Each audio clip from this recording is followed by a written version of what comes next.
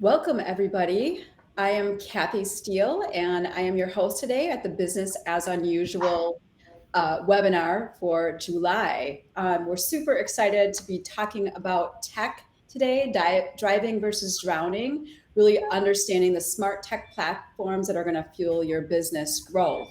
Just a couple of housekeeping items while we're getting started. Wanted to let you know that we will be live streaming on a number of social platforms. If you're not joining us viewing the Restream platform, Dana Welchers will be moderating our LinkedIn session. So if you've got any questions, she will be taking those questions and feeding them into myself and the other speakers today. So we're really excited about this topic. We're going to talk about how to decide what technology platforms are going to help you grow your business, talking a little bit about making some good tech choices and avoiding some bad ones, and then who do you need on your team? Who is going to be the right people to put within this process? So we're going to get jumping in. You'll see a new face, one of our sponsors, Joseph Guerreri's joining us today, and he is from Insperity. He's a certified business performance advisor, and Joe really helps leaders to address their business growth goals and accelerate performance as a performance advisor for Insperity. Insperity is the original employer organization. They're a PEO, and Joe says he acts a little bit like a business therapist with a focus on what keeps small business and mid-sized business leaders up at night: people, process, and performance issues. So Insperity's scope encompasses the ABC2s of HR administration, benefits, and compliance, but the force multiplier is the C, that's culture. So welcome, Joe. Thank you for joining us and being my co-host today. Pleasure. And then I want to introduce our guests on the hot seat.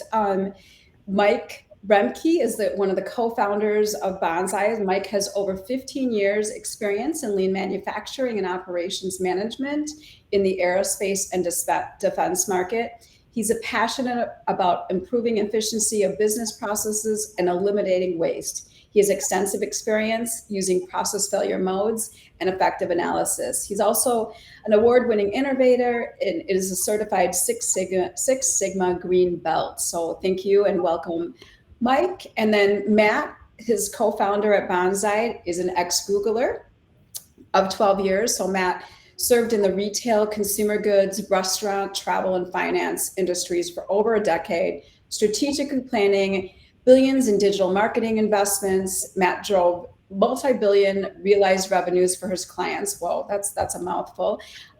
Using analytics, statistical forecasting, auction modeling, cloud computing, and machine learning. So he was Google's exclusive digital analytics advisor for 40 plus Fortune 500 companies like Procter & Gamble, Coca-Cola, Unilever, Kohl's, and Best Buy. So we've got two really, really smart technologists on the call today, and as well as Joe. Joe, give me just a quick nugget about what's not on your bio. What should our audience know about you that's not in your bio? Well, on the fun side of things, I am a semi-professional singer, and I do that when it's sometimes at work. But actually, a couple of us at work are in the same chorus, so that's kind of fun. But then the things at work, what I really enjoy is just helping business owners explore how they could be better. And 90% of the time, it's about the people. It's not about the process all the time. It's about the people that are there, and then the process and technology then enable those good people. So I have a lot of fun doing that. Great. Thank you for sharing. And I have had the pleasure of hearing you sing, and you are fabulous. So Thanks. we were joking before we got on the call that we might have to have Joe break into a song if we get a little off track. So stay tuned. That could happen. Mike, what's not on your bio that people should know about? Yeah, I guess you covered a lot of the work info. I guess outside of work, hobby-wise, I'm a avid kind of woodworker. Got 3 little kids also, so I'm quite busy outside of the office.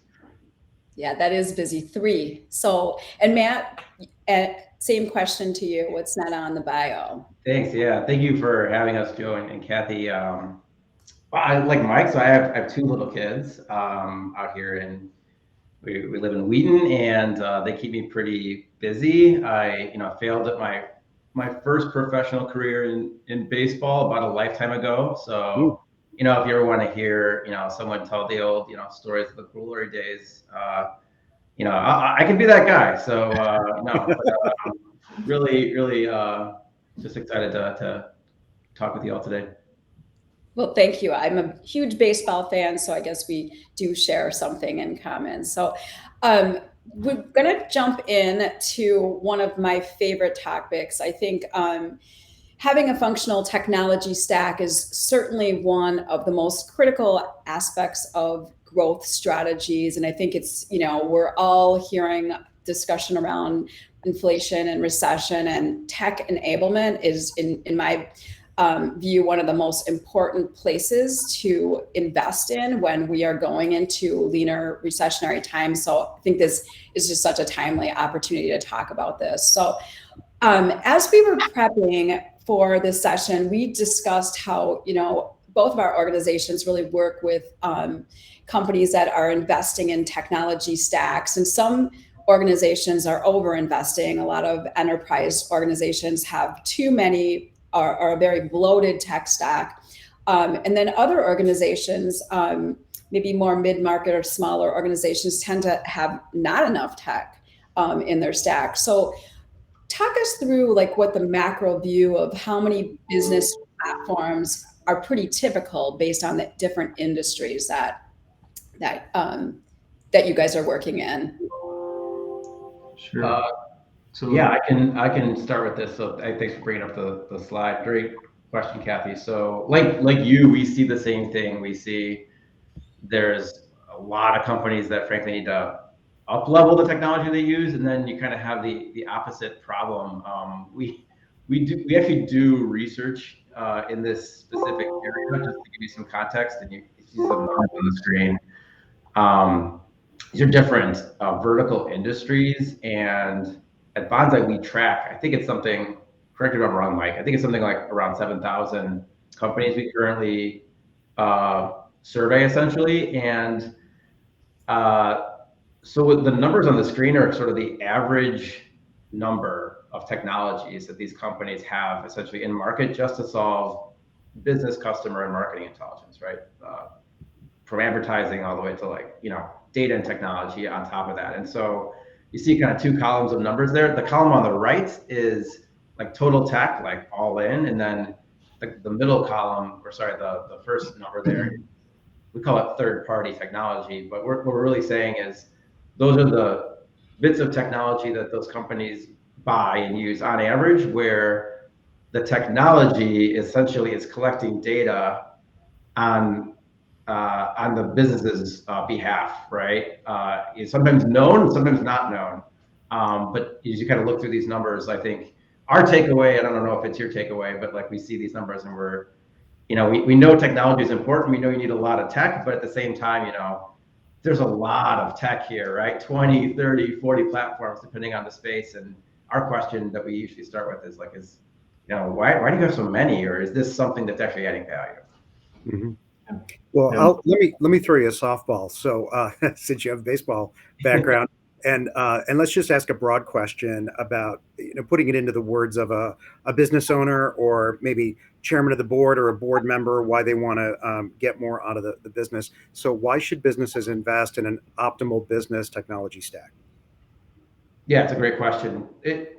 You have to reach customers a lot of ways, frankly, and technology is how we do that today, right? And so do you need to engage with new and prospective customers across many different points? And do you need many partners? Absolutely. So I think the idea that you need to have that addressed is fundamental nowadays. You can't scale a business in many respects without solving how you want to approach tech. So I think that's sort of the value, right? And then I guess I'll throw the question over to Mike too, and your perspective on that same one, because it's so good. But knowing you need to solve tech is different than saying that more tech solves everything. Yeah. And kind of to your question, Joe, and kind of along the lines of the chart that we're showing up there is, the part of the effect, right, of having, so much tech at different companies that are shown in the list there, right, is it's not only that you're probably paying for them, maybe some of the third-party tags that are shown up there, maybe those are defunct also. One thing that we actually see quite a bit is, like for example, for a business, let's say you've been using a particular social platform for several years, right? And over time, your particular audience kind of like moves away from that platform for whatever it's not as effective anymore. So you shift your spend off that platform. But anything that you put on the site tech-wise to line up to that social platform, those tags are still firing likely, and the data is going somewhere, and it's also slowing down your site, right? So there's implications of keeping too much tech and not really like cleaning as we go. So it's really important to really be thoughtful about what you pick, because you certainly need to invest in technology, like Matt said, to really drive the business forward. But as that happens, you have to make sure we're sort of looking back at what was in place, and does any cleanup need to occur as you kind of continue down the line. Otherwise, things just keep getting bolted onto the side, and it just gets bigger and bigger. And oftentimes, folks aren't really even aware that it's that this is occurring, or potentially slowing down their site, or even sending data to places that they don't really approve of anymore. Which also has implications more recently with CCPA and GDPR, privacy and consent. So there's implications with that also. So it's a good kind of first place to look. And for us in doing this research, it's very kind of telling of how widespread the issue is, right? Because it's very unlikely that any company is going to need 45 third parties to really operate their site properly. So it's a good kind of barometer for us to see where everybody's at, and then we can kind of work from there with companies. So there's a lot of things that an organization has to consider when they're selecting a technology or a platform, or determining how they can tie things together. And I'd like you to address those, but I'm going to predispose you to the first thing, and that is, we're not at the stage yet, like the Jetsons, where artificial intelligence can really run the business for you. It's still people using the technology, still people interacting with the interfaces, still people figuring out what good and bad data to put in there, and you're trying to stop people from put bad data in, for example. So let's talk about the people impact as one of the first things that you consider when an organization looks at it, because they could have all the best technology in the world and the most complicated interfaces, so they always get terrible data because the humans just can't keep up with it. So maybe start with that as one of the things they should consider, and how you all address it, and then name a couple of other things that are real key. And do we need to advance the slides, or is this a good one to talk on? We got this one, and we got another slide after that kind of addresses. Oh yeah, that's a great. Yeah. We'll get to that one too, Joe. But so address the people. Address the people related. That like you could make the most detailed interface, but human can't keep up with it. There's that fine line. But then, what are some of the other things they should consider? So it's a broad question. Great question. We'll get to like how we think about this in terms of like the steps to success. I think what I'll say off the front though is, from the very beginning, when we have been working with clients as their advisors to optimize what they get from technology and the systems on top of it, we've called that process teams first technology design. And so, like you said, that is where it starts and ends. And so, we see very rarely, once you've identified a certain criteria and category of tools you might be able to use, a lot of times, a lot of different things might work. It has the technical requirements you need. From there, it's, can people use it? Do they understand it, right? And how does it fit into the actual teams, right? And them getting value out of it is absolutely where it's going to be. So we ask in one of our, we do these interviews and surveys as part of sort of our discovery process at Bonsai. And so we ask teams specifically these things like, hey, do you have to use tools that you don't understand? And can you name them and like tell us more about like where that doesn't line up? We do that for a very specific purpose, right? Because to your point, Joe, we know that like sometimes fixing a tech stack is about getting a new tool, but frankly, sometimes it's about getting the right people informed about how to use it. Right. Yep. Yeah, absolutely. Around the training side of it and really communicating changes oftentimes, one place to start is really just making sure that teams that work alongside one another are truly communicating their needs, whether that's, a data need from this team to this team or some kind of output, but really starting, like Matt said, with, understanding the, needs of the individuals, and then how does, company operate within that right now, and then how can the tools assist them, to be more effective. Because like on the slide here, there is no, nothing is going to do, there's no magic bullet. It doesn't matter what your local friendly tech salesperson says, the next platform that you're pitched is not going to fix everything. Everything is a slow road. It should be, done very slowly, deliberately, have a good onboarding plan with how you're going to, integrate that tool with your team's help along the whole way. Nothing is just going to be bolted in and then solve all your problems, and it's just never going to happen. I think being very mindful of how it's going to fit into your system, whatever that is today, whether it's good or bad, is really important. And being able to manage the change with the tech and the team, throughout the entire process is really critical to putting anything in place that's going to be sustained and successful. Yeah, many of us marketers really hate the word marketing automation. It just is not really indicative of how complicated it is to automate sales and enable sales. So definitely love this nothing does it all. So you guys have some thoughts around what to kind of look out for when you're considering, the tech stack. You call it your little BS detector. So talk us through that. Thanks. Yeah, I think this was inspired by a conversation that Mike had at a recent industry conference, or I forget how we specifically landed on this list, but we've actually found it to be it's really simple and helpful, right? And so there's a couple of points to call out here.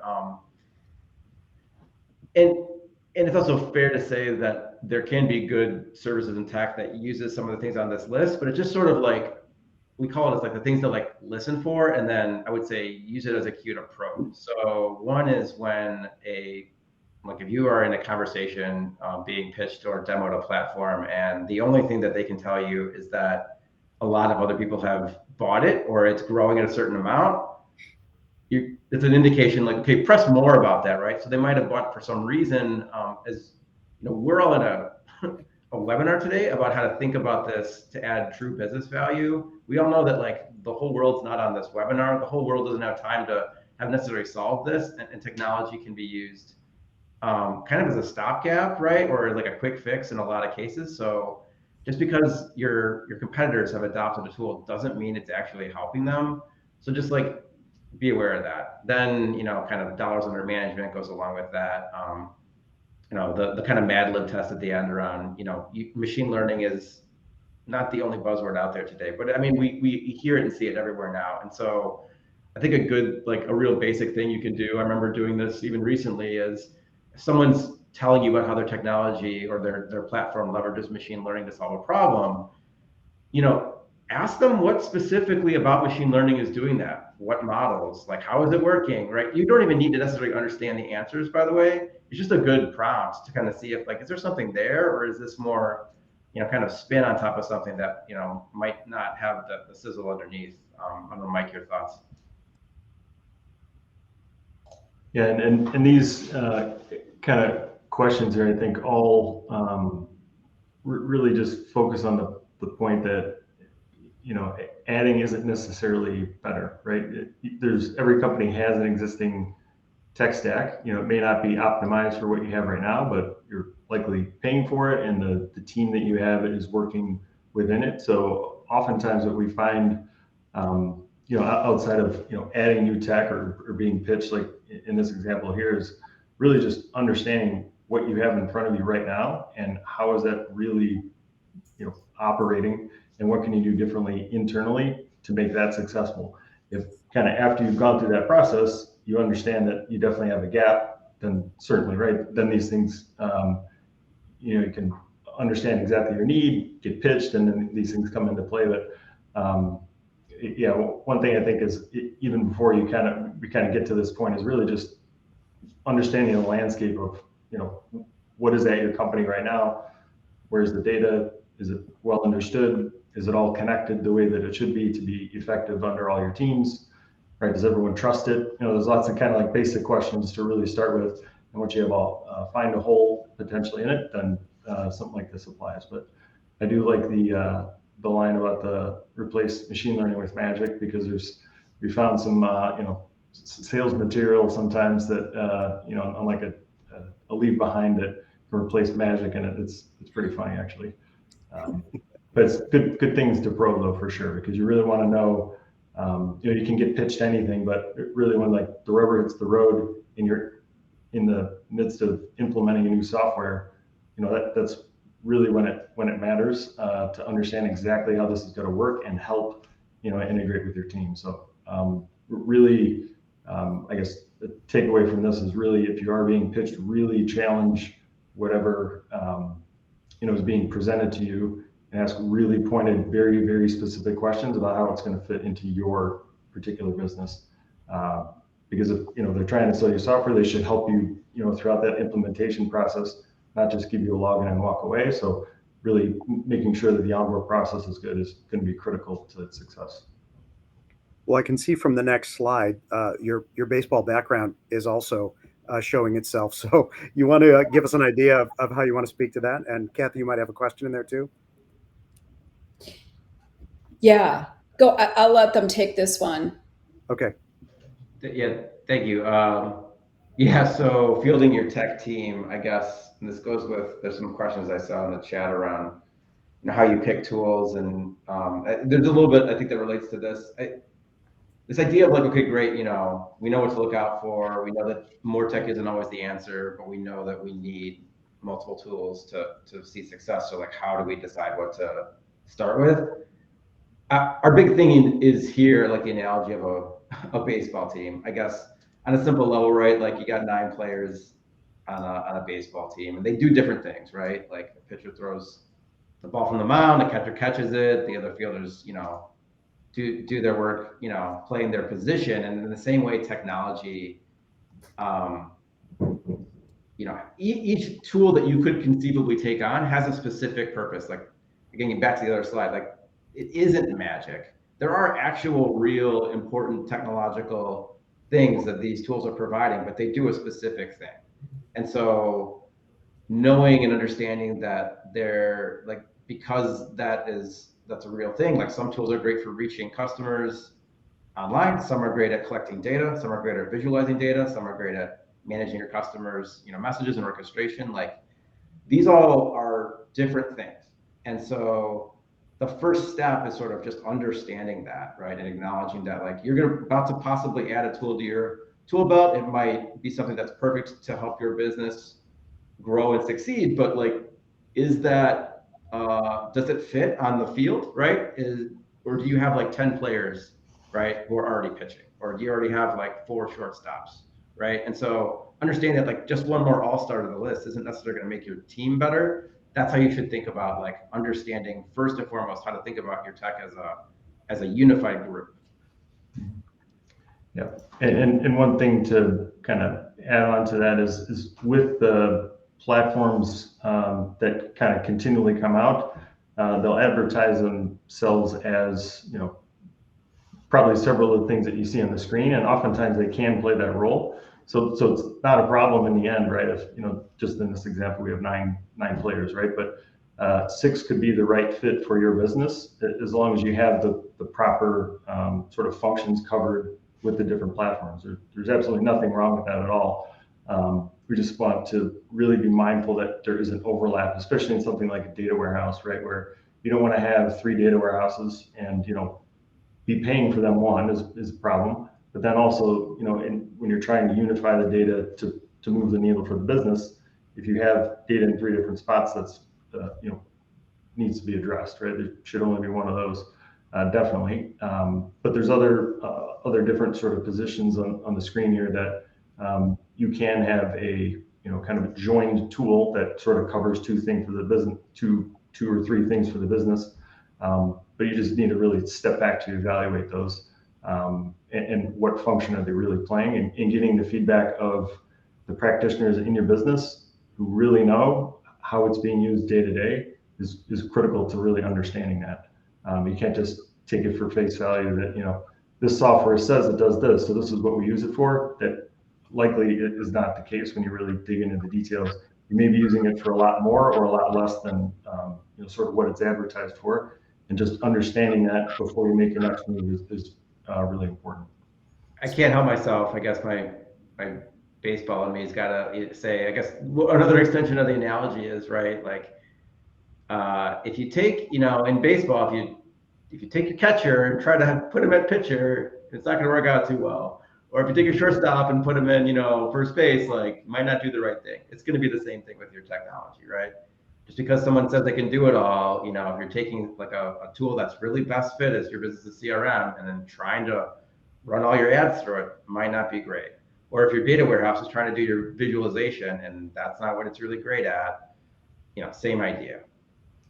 Yeah, I think that, I love this topic because when we talk about any type of investment in this direction, we're really thinking about the entire process. So we're thinking about like a revenue generation system, people, tools, technology, process, and then talent system in the same way. So you're really thinking about the overall system you're trying to build that is inclusive of technology and people. Is there a formula that you guys are using to kind of evaluate, or do you think about people first or the process first?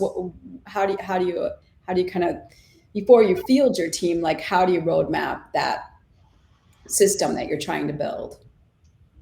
Yeah. For our engagements, we normally start kind of exactly like you said. We'll draw a map, and that's a very very interactive process, with all the leaders and practitioners within a business to, draw the boxes, connect the dots, and really understand what data is going, from this platform to this one. Is this actually going out to the audiences that you want?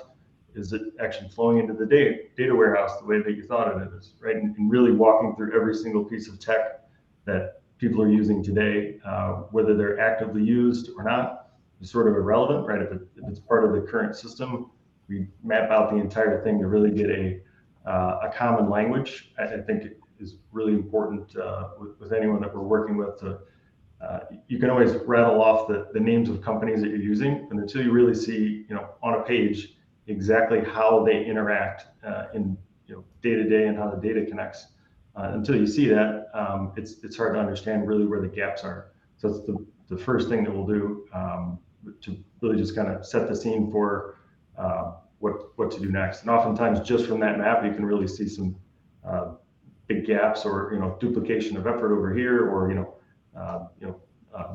places where you can connect a lot of data to make a big difference.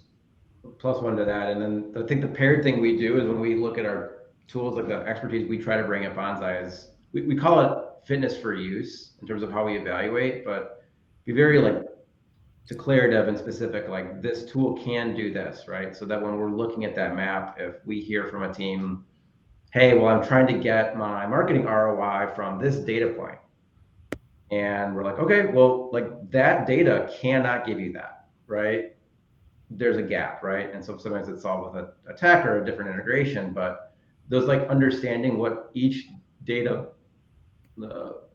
set essentially from each tool, like what it can and can't do, it's huge for us. Because then it helps us not just from the perspective of showing how they, like Mike said, when we map it, you can see big gaps, but when we see there's a problem where someone's trying to use data to do something it can't do, there's a huge, that we see a lot of opportunities there to say like, there's an easy place, right? Help the lives of the teams using it, help the organization, right? Get better answers. And a lot of times it happens with, pretty simple steps, right? Either, lift and replace or just reconnect in a different way.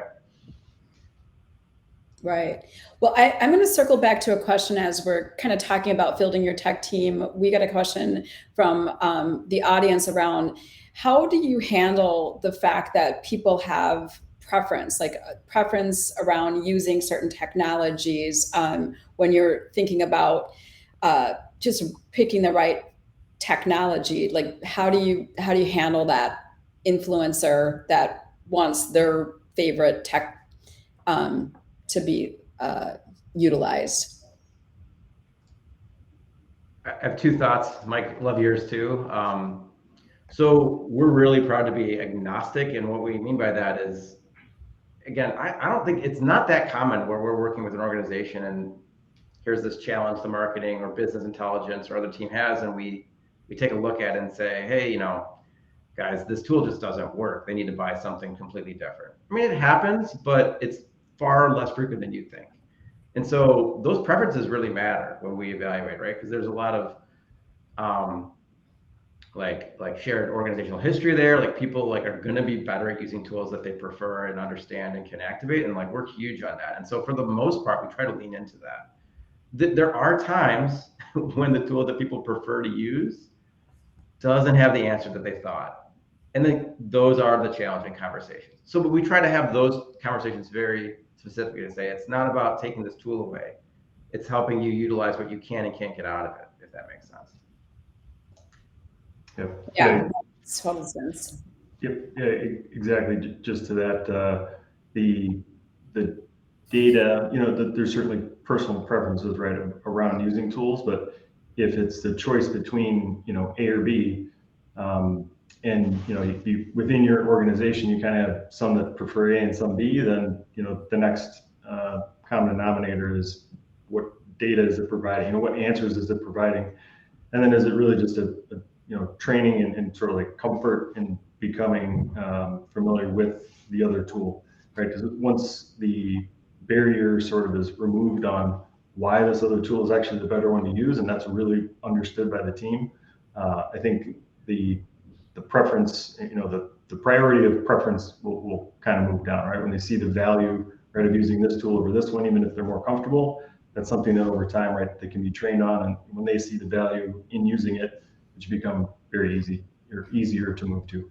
Another interesting dynamic that we say is, it's funny, teams won't even know this until we go through this process with them, but a lot of times the tools that the people on the teams like to use are the right ones, and then the ones they don't like to use are the wrong ones, and they don't even know, it's rooted in the fact that it's not helping them. And so a lot of times just simplifying this, you realize people end up working with the things that they like the whole time. Like, oh, this is great. I only need to work with this tool now. I don't have to work with these other ones. But this process helps illuminate it. Because again, going back sometimes in an organization a few years, what's their perception of things? Well, they thought these 5 things magically answered everything. So of course they would need to understand them.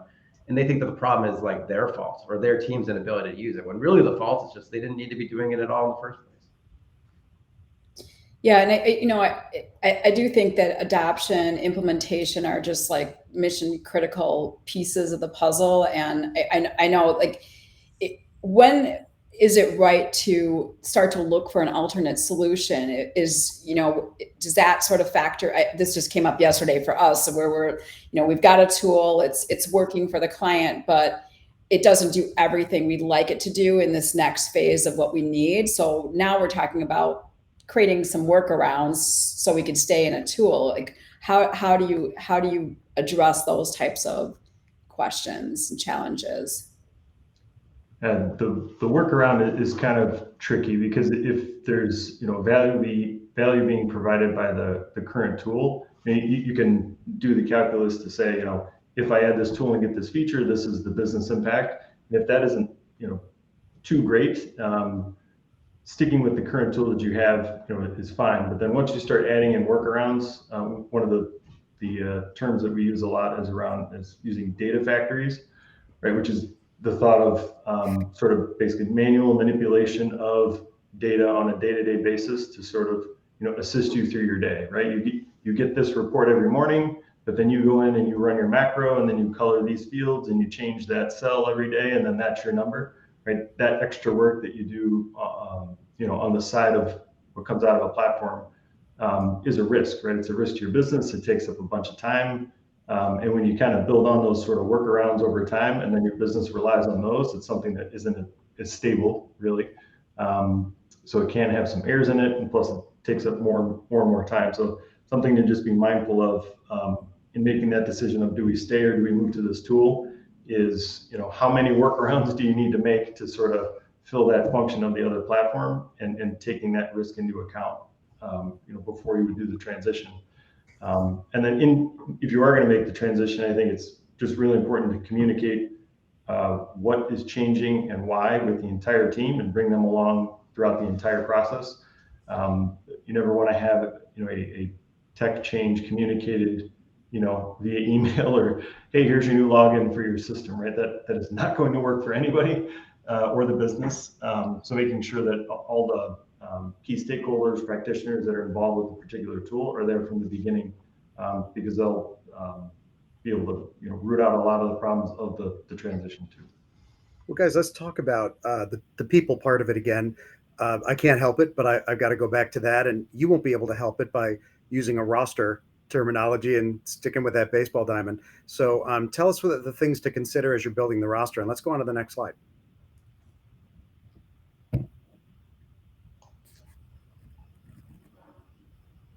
All right, so go ahead and sure. So the people needs. Go ahead. So I guess for just quickly, the graphic in the middle I did not make. Thank you, Instagram, for this. I love this graphic. I found this a long time ago. But I guess around the decision, for tech, one thing I think that comes up very often is sort of human nature, especially if you're involved with a business, for a long time, right? You've worked somewhere for a while, you know how it works. Assumptions can be made around, how the business should work. And that's something that to be very mindful of when, you're kind of moving forward with any strategy or with a technology selection, is that you're really trying to get to the wisdom piece and not the sort of conspiracy piece, which is really taking whatever information you have currently in the business, and then when you apply your own sort of gut and maybe some theory to it, you get more in the conspiracy camp. But really wanting to move from the data, information, knowledge, insight to the wisdom piece, and not going past that. So any of the decisions that are going to be made need to drive business results using data with the help of people informing that. But they really need to work together. It's a really important piece to this.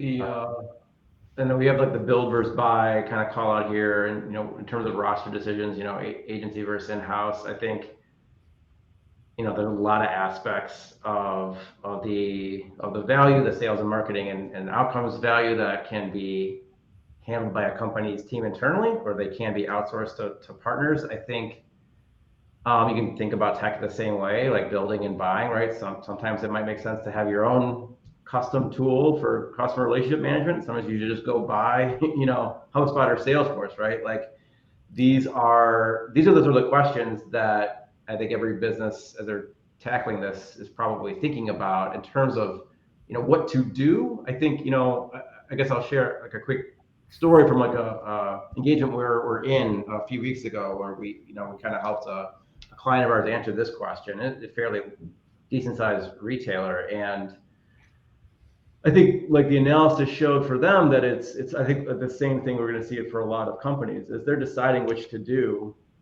In the short term, some of the things that they might want to do could be cost them a little bit more money up front, but they get a lot further faster, by outsourcing. So there's certain things that they don't have in-house. So certain agencies or partners that they could bring in quickly, and they could get a ton of expertise across a lot of things they need, pair them with the right tools, and get their, kind of like what's the fastest path to growth, right? And then, but the same analysis, the exact same analysis showed it's pretty clear that if they decided to invest, if they wanted to think about solving this over the course of years and not months, there's no question they could make more money in housing. It would be more expensive, it would take them longer. But when you look at the 3-year model, or you look at like kind of where this could net to, there's just a big difference in value. And so for them, it's more of like, there isn't a wrong answer, right? That's the key thing. It's understanding that these are your decisions, right? And then it's going to be up to the leaders, the boardroom, the C-level, whomever, right, to decide what's the priority right now. And you can only influence that so much from our position or from a technologist position. But I would say like those are the decisions, right? If you understand that you're building for the long game and you can invest in that regard, there's a lot of things that you can build in-house and buy, put internally that's going to be lasting value. Not everyone can do that all the time, and you need to move quicker. Sometimes buying a tool is better. Sometimes leveraging a partner or an agency will help you get out the door. These are just the realities of every situation. Every timeline is different. Every economic situation is different, but we see these things all the time, and that this continues to play out in this way. Yeah, I mean, I agree. I think we see this similar situations where where are people going to be placing their investment bets, and there's just so many factors, especially with even the access to talent. So to build in-house and wait and do that kind of slow build is sometimes super challenging. I also feel like I'm seeing less investment in custom technology than I did maybe even 7-8 years ago, where people are not investing in building their own tech because there's so many choices out of the box. So how do we, choose something out of the box? Might not be perfect, but with a good adoption plan, we're making it really work well for our business. We're getting some great questions from the audience, but I do want to kind of circle back to making sure we talk through sort of how do we get started? For us, when we're thinking about helping a client build their technology roadmap, we're starting with a gap analysis. But can you guys take us through the process that you use for helping a company get started? And then I'd love to follow up with some of our great questions that we're getting from our guests. Definitely. I think we've got a quick kind of headline slide on the next one to kind of talk about this at a high level. These are 5 steps. I think from our perspective, we really do think it kind of can be really well understood by just focusing on these kind of 5 simple things to start. Evaluating what you have under the hood already is huge. We see this step skip so much. We never, I'm sure our clients find this a little annoying at first. We ask so many questions about what's already there. It's so critical because it helps guide the rest of it. Second, you'll see, Joe, you'll be happy to see that like Teams is like right near the top, right? If you trust me, we'd start there if you didn't have to also figure out like the tech that you have under contract. And what's so funny, and you guys probably can relate, is I can't think of a single enterprise we've worked with where the company itself knew exactly what they owned. There's always something they weren't aware that they're paying for. We stopped using that 5 years ago, right? Oh, interesting, right? So that's one. It's almost like a kind of like 1 and 1A. But then fitness for use, we talked a little bit about what does this thing actually do? How could it be used? How are you using it? Does that align? Then going back to the lineup idea, like if we think about this from like where should things orchestrate and integrate? Like, are you there yet, or do you got gaps? And then finally, great, we have a new plan, or we have like a path forward. We got to simplify, we got to socialize, we got to change manage, right? Then it's going to be putting in the work to making it happen. I guess those are the steps. Yeah, do you want to talk us through a little bit more detail? Oh yeah, for sure. Do we want to, I think we might have a couple like examples of each one of these. Do we want to Yeah, I'd love that. Yeah, so I guess Mike, you can chime in on this one too. I mean, this is basically some logos with some common technology at the top, and then at the bottom there's some common like actual types of technology in the marketing and business intelligence space. So see, it's a pretty simple diagram, right? But one is like, what do we own, and what is it? Like, that's a huge thing. Like, is this an ad platform, or is this my CDP, or is this doing data warehousing? Like, what is this? Yeah, and thinking through, exactly right, and thinking through something we mentioned before about as part of the interviewing and sort of discovery process with the teams. Oftentimes, there might only be one person at your company who actually knows that answer, and they may or may not be the owner of that platform, right? So really, it's really important, especially in larger organizations, to really talk with everybody that's involved with these to kind of understand the nuances of how this works with this, and we actually use this for these 2 functions. And until you understand that in your kind of current state, it's sort of difficult to move forward, or you're moving forward and might not have the full picture. another thing that, as you were just talking on the previous slide, Matt, I was thinking of ownership too. One thing that we find that oftentimes isn't clear is, who is the owner of this data at the company? Who's the person to go to, for even access, right? Or who understands, the entire relationship with that particular provider. Things like that are often not well understood, especially if the tech was brought in a while ago. People might have permissions to use it day in and day out, but truly, who's the admin of all these things? And can you contact them right away if you need to get access or make a change or find something wrong? So setting a kind of a RACI chart, if you will, right, for like roles and responsibilities for each of these platforms is also really important to understand who to go to. Something we see as a gap.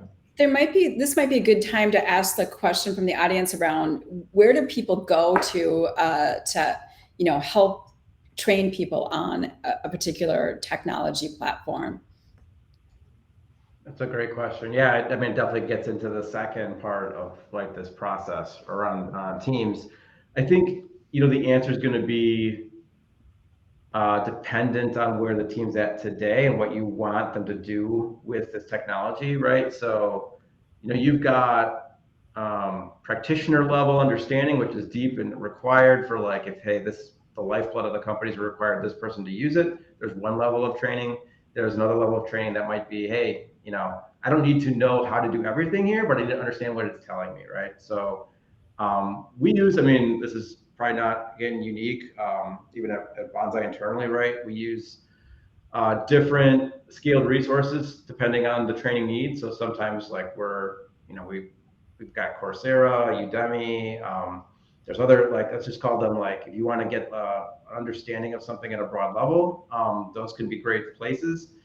But yeah, like sometimes there's going to be a need for, a firm to come in, either the partners who work at the tech platform themselves sometimes have specialists, or you can work with vendors to kind of do hands-on in-person training. I think once leadership understands what exactly they want to get out of their team and how deep they need to go, it's clear. And I think if you invest in that, you consider that part of the cost of onboarding and bringing something on, you're going to be very happy, because then you're going to get a lot of that upfront value.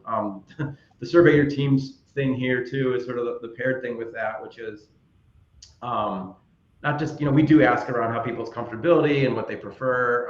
Another question that we feel like we're asking all the time that we don't hear asked enough is in our surveys. We'll just say, do you trust the data you use to make your last decision?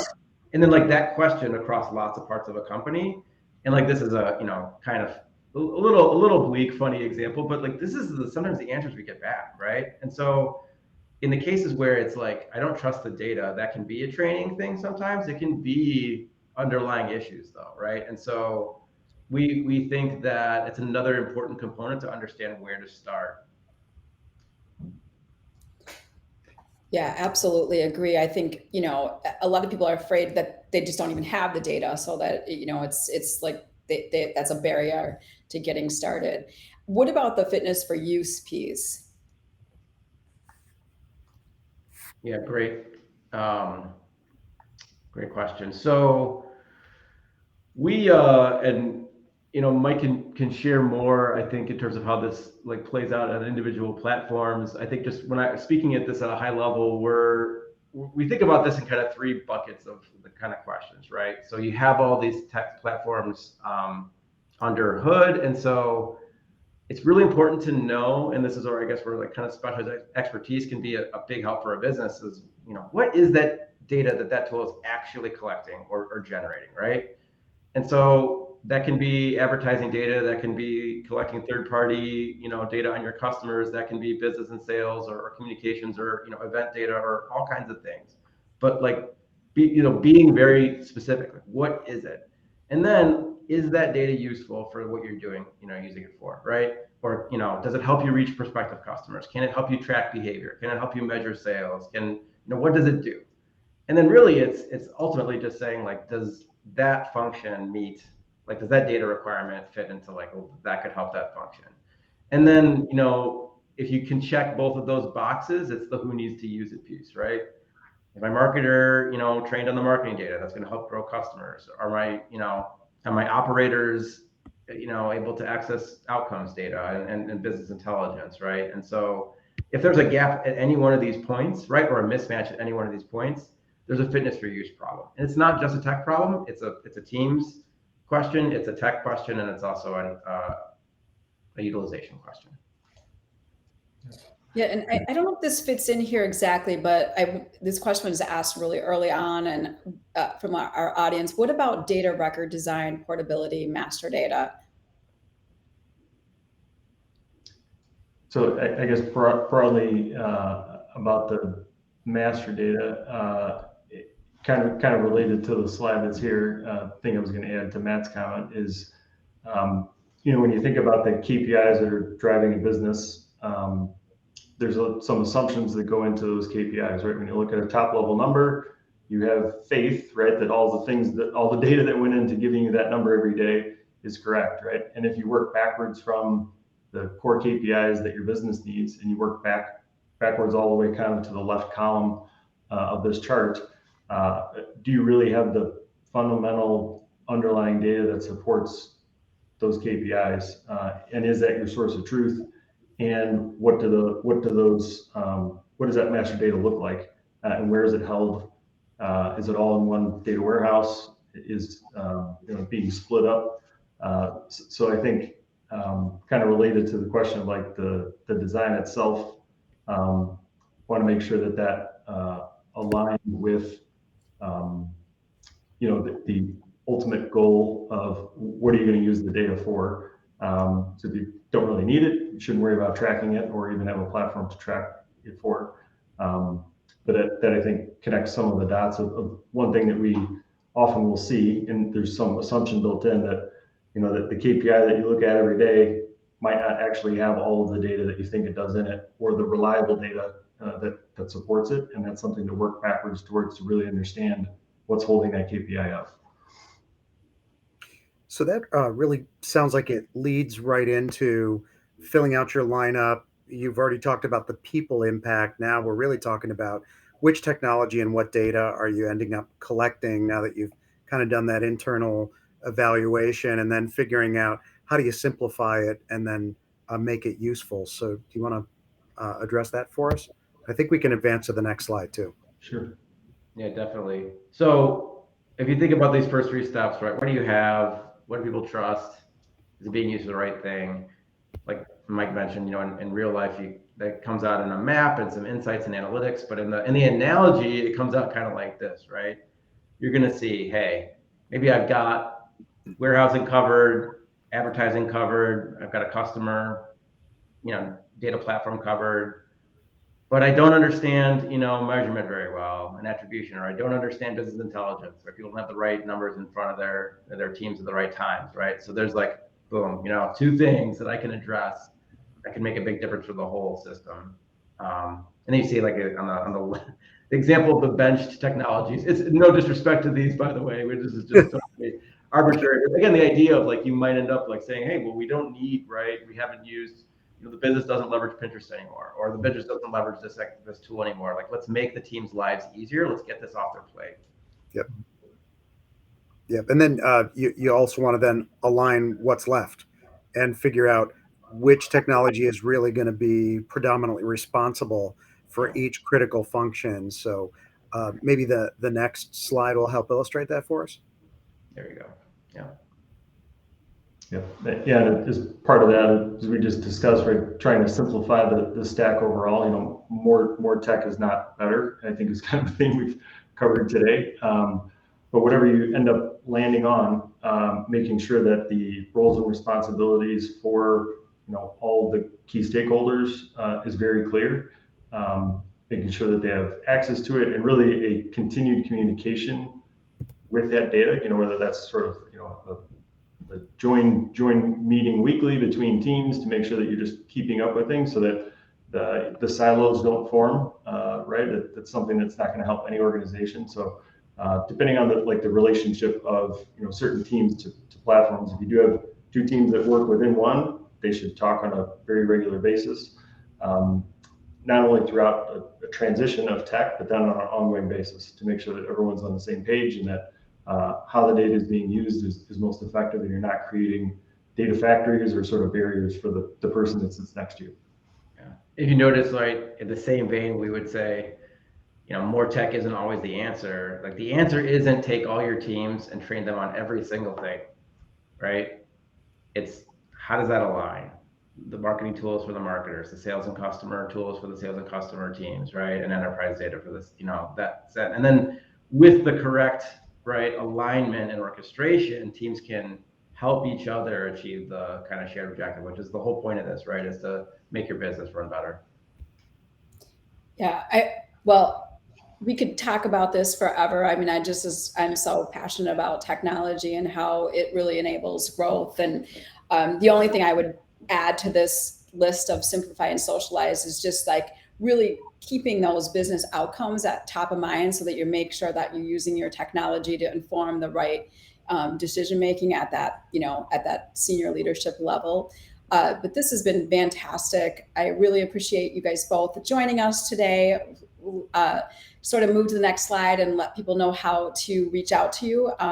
Matt and Mike can be reached through either their email or LinkedIn profiles. If you've got a question or a follow-up question that you want to ask, please ping them and put business as unusual in the subject line so they know that this is coming from our webinar today.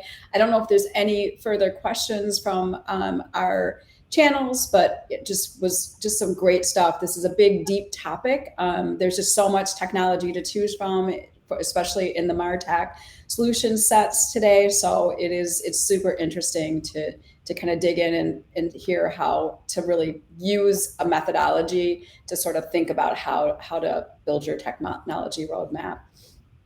So just a note to thanking our sponsors. So Joe, representing Insperity today, we really appreciate you guys supporting us. We've got M3 Learning and HR Source as well as our sponsors. So thank you again for joining us as my co-host, Joe.